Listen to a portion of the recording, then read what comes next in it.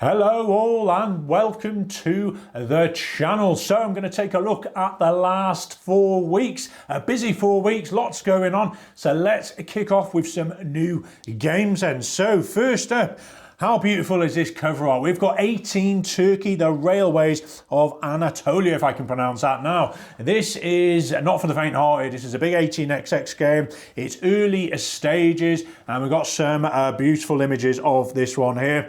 Now, it's set about the railway development. It depicts the 19th century British, French, and German involvement, as well as the Turkish nationalisation of foreign-owned railways in the wake of the Great War. Now, it's 3 to 5 players. It's going to be on the longer length of play like most 18xx games, and it's going to be sort of heavier complexity. Now, what I really like about this one in some of the descriptions is the fact that the actual nations are very intricate with the companies, the private and the public companies here, and how they actually develop and how they historically sort of functioned and participated at the build-up to this sort of great war here. The companies are also, they're very powerful, and they have different power values, which are potentially dependent and change based on when they are started, which I thought sounded really cool. And every hex, it says as well, has a town on it, which is quite wild because there's normally quite limited towns out there, and you have to be very strategic of which ones to go to. So different things to think about here. You've also got private loans to players, which are interest-free, but they progressively get harder to get. So I like the notion that there's more cash about in the game as well. And all of the above as well is sort of backed up by this historical theme, which is really nice. And as well, you've got these sort of special green tiles, it says, where they can go on the outer board where the red ones are. You just can't go adjacent, and normally these areas are kind of forbidden, and you're waiting from the yellow to the green stage to sort of, you know, up the values you're getting from these towns. So lots of things I like here. As I say, it's early days. If you head onto the Geek, they say you can, you know, get the P&P files and give this one a go and give them some feedback. But yeah, looking forward to seeing more on this one. Next up then, not a new game, but it has been out previously, and one of my faves, Yokohama. So they're bringing this back. It looks like Synopsys Games are doing a little bit of work on it, a bit of renovation, so we say. And it's got enhanced visuals and components, it says. The cover art looks fantastic here. And for those who have not played this one, it's a 2 to 4 player game. It says 90 minutes here. That's a little bit of a lie, maybe with 2 players, but sort of 3-4 players, you're looking at about 2 hours, I'd say, slightly more. But essentially, there's a lot going on in this game. You know, you're taking these contracts. You've got this Mankala, is that how you pronounce it, Mankala type vibe, like Istanbul, where you have to choose where you go geographically and on this board, well, not board, but these tiles which you make up, and you're trying to decipher as quick as you can where to get to, make the most efficiencies. You've got like the bank, and you've got these ports. You're trying to get these international cards and collect these nation symbols. Just lots of goodness here, and I'm really curious to see what these guys have changed with the actual graphics in play. So lots going on. Not sure when this one's coming out, but hopefully this year. Next one we have got is, I am going to butcher this, Sooner Valo. Now it says it's on Spiel Essen 24, so we've got a little bit to wait on this one, and it's kind of a 2-player game, which is kind of unique. You don't really see many specifically 2-player only games, and essentially it's a midway card game, and it's set in this solar punk world, and you are constructing your farms, made possible through these farm cards, and there's various categories, it says. You're cultivating these vast grain fields and harvesting these beautiful water lilies or blue flowers. You're delivering sheep's wool to the village for clothing production, or you're collecting eggs from these roaming chickens, and you've got all these lands around you, and there's all these new cards, and it says it activates, when you place cards, activates an entire column of cards, causing your farm to flourish. Now, this reminded me when I was reading it about a game I featured recently, Terra Futura, which is all about developing that mini economy. And when you place a card, it impacts the row and the column, and then you can synergize and utilize this produce to then rotate it in. It's a cube pusher, well, not a cube pusher, but turning cubes into more cubes. But this reminds me of that, you know, 2 players, Terra Futura, well at 2. So I'm just very curious to see the artwork, the cards, and how it all functions. But yeah, it's pretty much brand new on the Geek, so looking forward to seeing that one at Essen. And you're going to start seeing a lot of games springing up soon and all released at Essen, so exciting times. Next, we have a Dice of Steam, which is on crowdfunding right now, and it's fantastic value for money. So this is the cover up. They've brought many games out in the last year or two, and this one's kind of a roll and write train board game. And essentially it says you're trying to flourish the towns you go into, and you've got this interesting sort of mechanism. If you roll these 2 dice, which one you're going to pick to do, I think it was investing, and which one you're going to do to develop your railway network. Plays quickly, very colourful. I think you can get many games out of this because it's, they're going to give you the print and play files, laminate them, play it again and again. So yeah, I like what they've done on this. It looks like it plays 1 to 4. I've completely lost the description on it. But yeah, from what I can recall, you're just trying to make these companies as most valuable as you can as you decide to, I think it's shares in the various type of companies, and you're trying to expand to get to more towns. To, if it's like any railway game, trying to get the most revenue and either maybe give that on dividends. I didn't remember the word dividends in this, but potentially. But yeah, I think the starting pledge was something like $3, going up to like $8 with some of the existing games in there as well they brought out. So go and have a look at this. It's not going to be on there for long. Well worth a look at. And that's pretty much the new game. So not as many as previous months. Maybe they're just having a breather, but yeah, expect more in the next few months. Right, games are played then. What have I played? Power Grid. Not just the base game, but the stock company's expansion. Wow, has this game been brought back to life for me. Now, I like Power Grid. I played it a bunch of years ago. I just got rid of it. It just got a little bit bland, a bit samey. That race for the end and trying to, who can power the most. I'm like, okay, yep, you won it by 1 city. I've tried various maps, Great Britain, and obviously the base game with Germany and USA.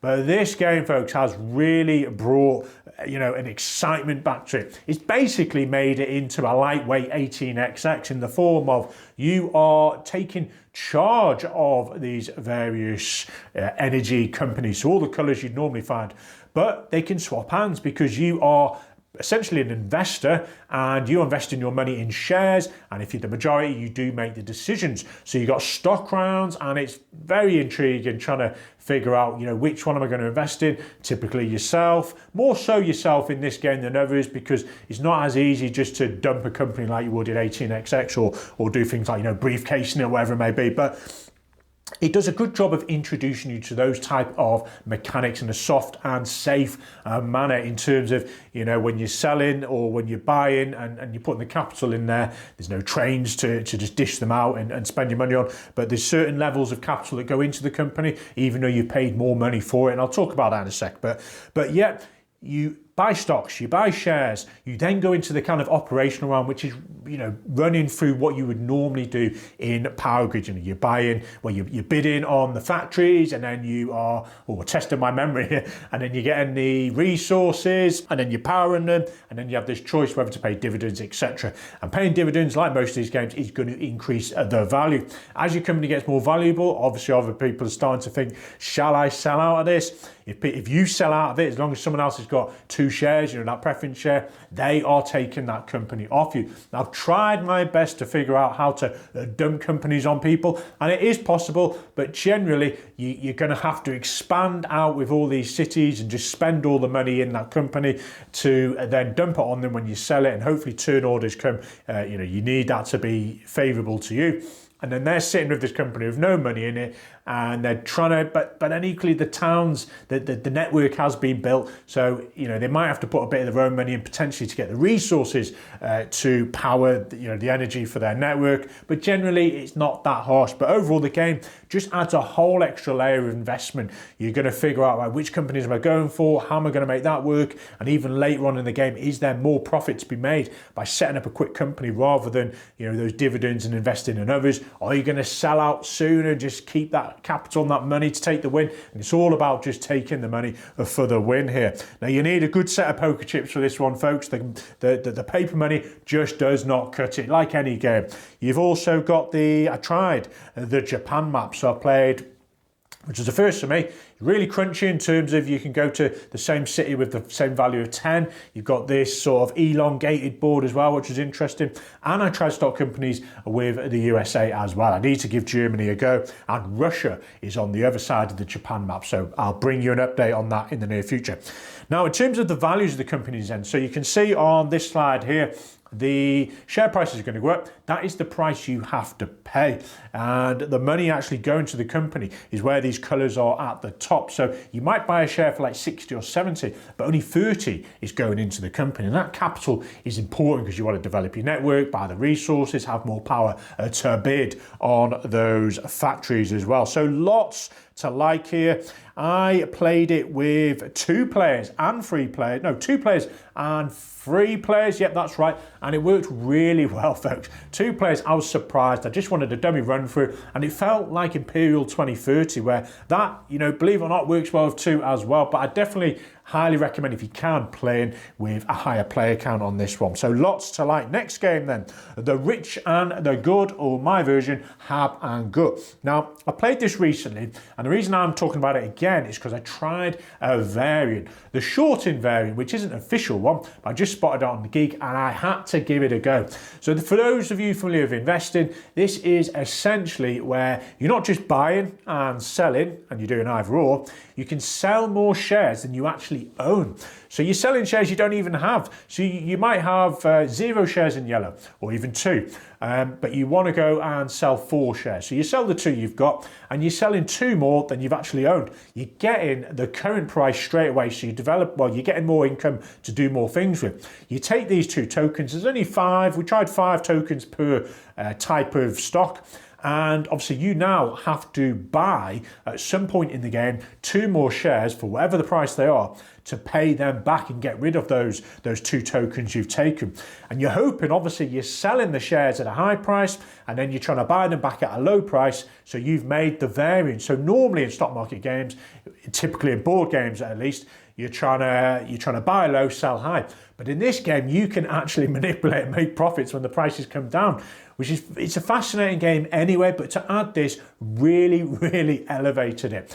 And there is a slight tweak you can do as well, where one time only you can double the value of a card, either negative or plus, which means when the price is high, and you know, it's very high for one of those stocks, you can then play a -6 card if it's there and you can see it, to a -12, tank the stock, and you know you've sold out hopefully. Well, you've shorted at the top, and then you're buying low, so you can make profit that way. Very interesting, folks. Lots to like on this one. Next then, Iberian Railways, another one I played recently. I really wanted to play this again because there's just a lot of things going on here. It's a very straightforward, easy game. But yeah, I've explained what it is before. You can start a railway company, you can expand, you can merge, and you can purchase. But it's so quick, and for a railway cube sort of game, it just does a great job. You know, you've got this debt management, so you don't start with any money. And this was a 4-player game, and the different routes you're trying to go. Typically, I was just trying to get the most valuable towns in play and then purchase the sort of rights to them, so you're then making more income off that. I've just really been uber efficient over the income I was attaining, paying off the debt, getting as minimal debt as I can, and then just making the best connections on the board. I actually managed to win all 6 victory conditions. So yeah, really love this game. I think if you like the Irish Gauge type games and the Iron Rail series, this is a must, folks, to go and try. Acquire, I managed another play of this. Fantastic game. I'm trying to play this more and get back into it as a group because, you know, a lot of games like Big Boss recently, Shark I've been playing again. There's the new Korean version of Shark came out last year. There's an Acquire version coming out later this year for $100 US, you know, recommended retail price, which has got all these components. So just trying to play this more. Fascinating game, a lot of fun with this, and yeah, not really what else to say on that one, but great game, right. Curve A, I've already brought you guys kind of overview, review on this, and super game, folks. And I managed a 2-player, 3-player game, both excellent at those player counts. What I played for, well, you're gonna have to check out my final thoughts on that one. The game is essentially you are managing these wineries. You start with 2, and you're trying to make the most prestige. Now the game, at first, I'm looking at it going, right, this just looks a bit partial, a little bit fancy for me. But then as you get absorbed in the game and the theme, and you've got these cellars and the barrels and a fantastic production, I should add, the theme and the whole look of it just really works. Now in essence, you are trying to be uber efficient over your harvest and how this is going to fit in your cellars. You can't just mass produce it. You need to be, you know, precise over what you can fit in. And essentially, you're trying to sell those wines. You're trying to take them to wine competitions.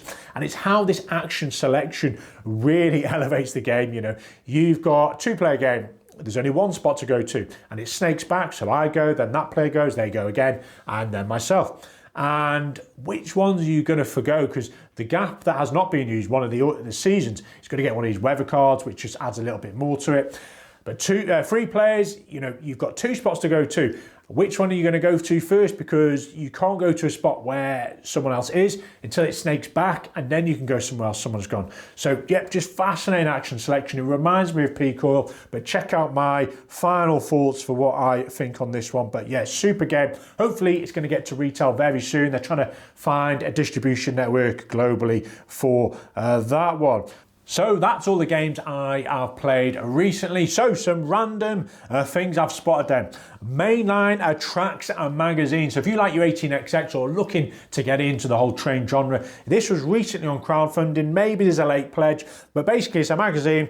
It gives you the history, gives you a bit of insight into a lot of the games out there. I just thought it was really unique. It's been out for a few years. I've only just spotted it. Issue number 3. So yeah, go and have a look. It's called Mainline Tracks Magazine. Next then, World Order. You guys know how much I am looking forward to this game. It's brought to you by the people who made Hegemony, and they've released an image of the map. Now this looks excellent to me, folks, and it very much reminds me of Incorporated, a game I brought to you guys on the channel. And what else would I have expected here? Yes, it's a world map, but I'm starting to, get more of a feel for what they're going to be bringing, and they did such a good job on the last one that, yeah, bring us more images. I'm excited. Now, another image I spotted was of Modern Art, and I hadn't appreciated this version here, the Taiwanese version of Modern Art. I love this game. The games I've played, they've always got this quirky, Gothic style looking art, but this just looks super, folks. I'm really looking at this copy going, I need this in my collection. I'm not sure where I'm going to get it from, but yeah, just spotted this one, thought, wow, if you like Modern Art, go and have a look for that copy. And finally, folks, we have the UK Games Expo very soon, and this is probably the last video I'll be doing before then. My May edition will probably just be before the Expo, just after, but I am going and I'm very much looking forward to it. It's the best weekend of the year for me, probably besides Essen when I go. And yeah, lots to look forward to here. It's end of May, it's in Birmingham, so it's only on my doorstep. If you are there, come and say hi. Last few years, I've seen a few of you guys. Always happy to play games. And there is not as many economic games at this particular convention. It's typically always about sort of 6 or 7 that I end up spotting. I am bringing you my most anticipated games for this year's Expo coming very, very soon. But there's always some surprises when I'm there. I think it was 18 Arabella last time. I had no idea that was going to be there. Fantastic game, sort of roll and write type game based on 18XX, but plays a lot quicker. So I'll be featuring hopefully some content while I'm there, and after the convention as well, I'll be doing a sort of highlights video as well. So yes, come along, come and say hi, and that has been my last month. Thank you for watching, and if you've got any comments, pop them down below, give us a like, and I'll see you all soon, hopefully at the UKGE. Take care, bye for now.